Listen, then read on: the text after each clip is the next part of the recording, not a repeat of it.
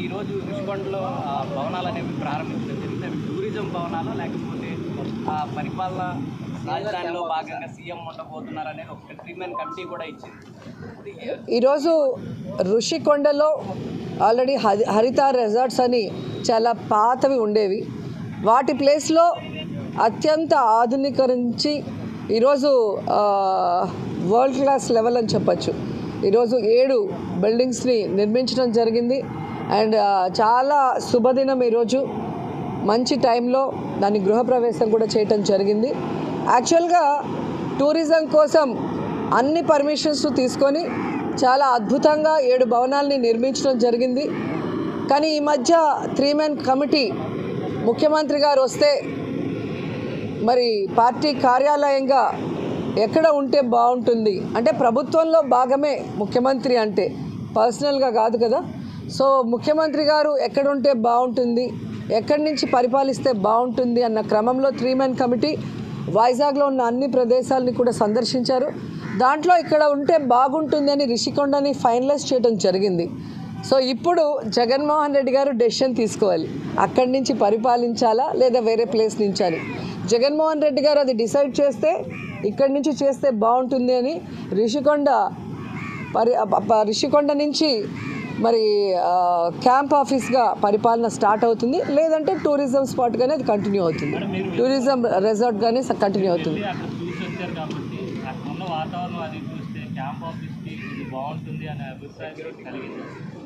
అది మీరు చూసి చెప్పాలి. మీకు ఇస్తారు విజువల్స్ చూసి చెప్పండి.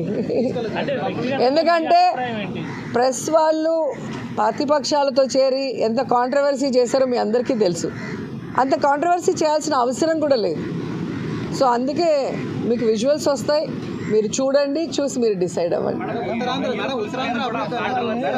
కాంగ్రెస్ వాళ్ళకి ఏంటి మేడం ఎవరతను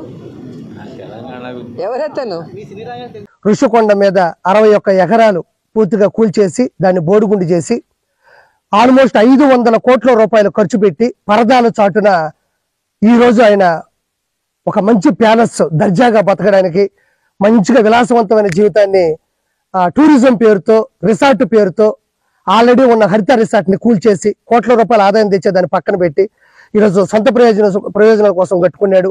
ఆల్మోస్ట్ ఒక బాత్రూమే ₹1,00,00,000. ఇంకా అందులో ఓన్లీ బ్లాకులు 7 బ్లాకులు 20 ఛాంబర్లు 2 పెద్ద హాళ్ళు ఉంటే దాన్ని ఎవరో రిసార్ట్ అనరు, ఇంకోటి దాన్ని ఎవరో ఒక టూరిజం సంబంధించినటువంటి భవనం అనరు. ఎందుకంటే టూరిజం అంటే 1,000-2,000 ఇల్లు ఉంటాయి, ఎందుకంటే 500 కోట్లు ఖర్చు పెట్టారు కాబట్టి. అంటే ఈ 5 సంవత్సరాల పరదాల మాటున దాన్ని అంత విలాసవంతంగా కట్టాల్సిన అవసరం ఏముంది అంటే ఋషికొండను కూడా బోడిగుండు చేసి ప్రభుత్వ సొమ్ముని ప్రజల సొమ్ముని దుర్వినియోగం చేసి అవినీతి చేసి ఆ వ్యక్తి అక్కడ కొండ మీద అంటే సప్త ఋషుల యొక్క కొండ వైజాగ్కి ప్రకృతి వనరులు ప్లస్ ఆకర్షణీయమైంది బీచ్ తో పాటు ఉండే దాన్ని కూడా దుర్వినియోగం చేశాడు. సో ఇప్పుడు నిన్న చూస్తే అది నివ్వెరపోయారు. అంటే దీనికి దానికి రిలేషన్ ఏంటంటే మొదటగా ప్రజావేదికను కూల్చాడు, తర్వాత ఋషికొండని కూల్చేసి కట్టుకున్నాడు. దాంతోపాటు ఎవరికి వెలుగులోకి రానిది ఏంటి అంటే మొత్తం మీద మన ఆంధ్రప్రదేశ్లో లక్షల టిట్కో ఇల్లు ఉన్నాయి. చంద్రబాబు గారు బడుగు బలహీన వర్గాల వారికి పేద ప్రజలకి వాళ్ళకి రోడ్డు పక్కన పడుకోకుండా కనీస సదుపాయాలు ఉండి ఆడవాళ్ళ మానాలకి రక్షణగా ఉండేటట్టు మంచిగా 500 రూపాయలతో 25,000 రూపాయలతో తక్కువ డబ్బులతో తీసుకొని ఏదో ఇల్లు కట్టాడు. అలానే అల్లీపురం దగ్గర 15,000 ఇల్లు పైచులుకున్నాయి. వాటిల్లో 100% అయిపోయినట్టున్నాయి, ఎనక చూస్తే 90% అయిపోయినట్టున్నాయి, 10% అయినట్టున్నాయి. అన్నిటినీ కూడా ఆ రోజు ప్రభుత్వం నుంచి పక్కకెళ్ళిన తర్వాత వైఎస్ఆర్సీపీ గవర్నమెంట్ వచ్చిన తర్వాత కేవలం ఇవి మేము కట్టామని చెప్పుకోవడానికి 300 కోట్ల రూపాయల పైచులకు కలర్లకి అంటే వైఎస్ఆర్సీపీ గవర్నమెంట్కి వేసే కలర్లకి ప్రభుత్వ కార్యాలయాలకు వేసే కలర్లకి ఖర్చు పెట్టారు తప్ప కనీసం ఒక డ్రైనేజ్ కానీ ఒక నీటి సదుపాయం కానీ ఒక జేసీబీ పెట్టి ఆ మట్టిని తోపించడం కానీ ఈ రోజు లోపలికి వెళ్తే ఆ రోజు కట్టింది తప్ప ₹1 కూడా పెట్టుబడింది లేదు. సెంట్రల్ గవర్నమెంట్ ఇచ్చిన డబ్బులు కూడా సొంత లాభాలకి నిధులు పక్కకి జరపడం జరిగింది. ఈరోజు మొత్తం పగిలిపోయి ఉన్నాయి. అంటే నేను చెప్పేది ఏంటంటే 25 లక్షల లీటర్లు పట్టేటువంటి ఈ 2 రాష్ట్రాల్లో లేనటువంటి అతిపెద్ద వాటర్ ట్యాంక్ ఈ టిట్కో 15,000 ఇళ్లకు ఇవ్వడం జరిగింది. అది కూడా ఎలా అయితే స్టార్ట్ చేసి ఫినిష్ చేయబోయారో దాన్ని కూడా అలానే వదిలేశారు. అంటే ఎందుకు చెప్తానంటే ప్రజావేదిక కావచ్చు, ఋషికొండ కావచ్చు, టిట్కో ఇల్లు. ఈ రోజు గుడివాడలో కూడా 8,000 టిట్కో ఇల్లు ఉంటే 6,000 ఇచ్చి అందులో ఈ రోజు డ్రైనేజ్ లేదు, వాటర్ ప్రాబ్లం, అసలు లోపల కూడా పడుకోలేని పరిస్థితి. ఈ విషయాన్ని ఎలక్షన్ ముందు చెప్దామంటే ఈ ఇళ్ల లోపలికి మనం రాలేము. అందరూ ఇక్కడ గంజాయి అమ్మేవాళ్ళు, ఇక్కడ ఒక రౌడీ రాజకీయం జరిగేది. ఇక్కడ చూడండి బీరు బాటిల్లు ఉంటాయి, కత్తులు కట్టలు కూడా ఆడాడ దొరుకుతా ఉంటాయి. ఇప్పుడు ఎందుకు చెప్తున్నాం అంటే ఇప్పుడు ప్రభుత్వం వచ్చింది కాబట్టి భయపడకుండా వచ్చి చెప్తున్నాను. ఇంకోటి ఏంటంటే ఇప్పుడు అవినీతి అనేది అన్ని క్రాఫ్ట్లు అన్ని విభాగాల్లో జగన్మోహన్ రెడ్డి చేశాడు కాబట్టి ఇవి కూడా అతి తక్కువ సమయంలోనే చంద్రబాబు గారు వీటిని మళ్ళీ తిరిగి మంచి సదుపాయాలతో ఇవ్వడం జరుగుతుంది.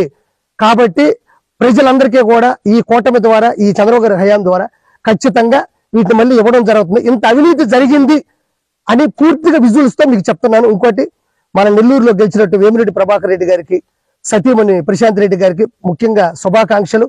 పాత నెల్లూరులో 10 మంది గెలిచారు మన వాళ్ళు, వాళ్ళకు కూడా ప్రత్యేకంగా శుభాకాంక్షలు తెలియజేసుకుంటూ థ్యాంక్ యూ సో మచ్.